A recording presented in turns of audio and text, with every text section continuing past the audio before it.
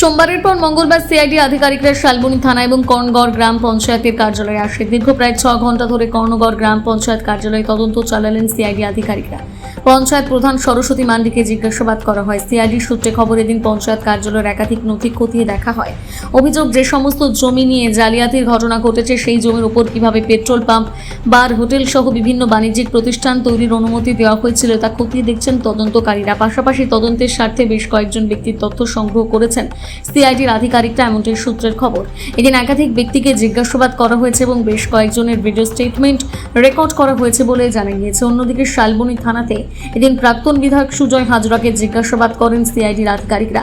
একই সঙ্গে শালবনীর BLRO office থেকে জমি সংক্রান্ত বেশ কিছু গুরুত্বপূর্ণ তথ্য নথি সংগ্রহ করা হয়েছে বলে সূত্রের খবর। দীর্ঘ প্রায় 6 ঘন্টার তদন্তের পর কর্ণগড় গ্রাম পঞ্চায়েতের কার্যালয় থেকে বেরিয়ে যান সিআইডির আধিকারিকরা।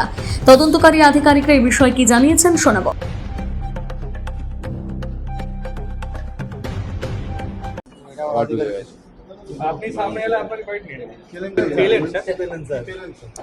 অ্যাকচুয়ালি ইনভেস্টিগেশনটা তো খুব ইনিশিয়াল স্টেজে আছে সিআইডি টেক আপ করার পরে, তো এই মুহূর্তে ইনভেস্টিগেশন সংক্রান্ত কোনো কথাই বলা যাবে না।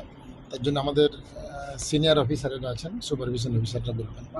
কতগুলো টিম এসছে আজকে? কতগুলো টিম এসছে? টিম অনেকগুলোই রয়েছে, যেখানে যেমন প্রয়োজন। সব টিমের ব্যাপারে তো আমি বলতে পারবো না। আমরা এখানে আমার টিম এই দিকগুলো দেখছি। আপনারা কোনখান থেকে এসেছেন?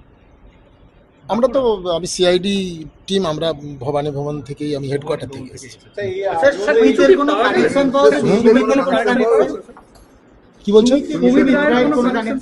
না, এই মুহূর্তে ইনভেস্টিগেশন সংক্রান্ত কোনো কথা বলবো না, আমি বললাম। আর তারপরে সেই জিনিসগুলো তো এখন একবারই ইনিশিয়াল স্টেজে, তদন্তের মধ্যে এখন অনেক কিছু বাকি। এর আগে জমি কেলেঙ্কারির তদন্ত হলো সিআইডি, তখন সিআইডি করেছিল। আগে তো আমরা তো এখনই করছি।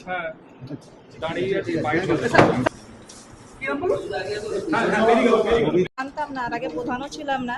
তো যখন দেখছি যে এখানে যে এমএলএ কে গ্রেপ্তার করেছে, তারপর থেকে আমি জানলাম। তো এর বেশি আমি কিছু জানি না। আচ্ছা, কোনো আর যেহেতু আমাদের নথি চাইলো? কোনো নথি চাইলো? না, নথি বলতে আমার হচ্ছে এখানে সিআইডি আধিকারিকরা এসেছেন। তো আমাকে চাইলো যে এই ব্যক্তিগুলোকে চিনেন নাকি। আমি বলছি আমি তো সবাইকে তো চিনি না, যেহেতু কোন আমার কোন ব্যক্তি যাদের নামে জমি কেনা হয়েছে? যাদের নামে জমি বলতে হয় ওই রকমই।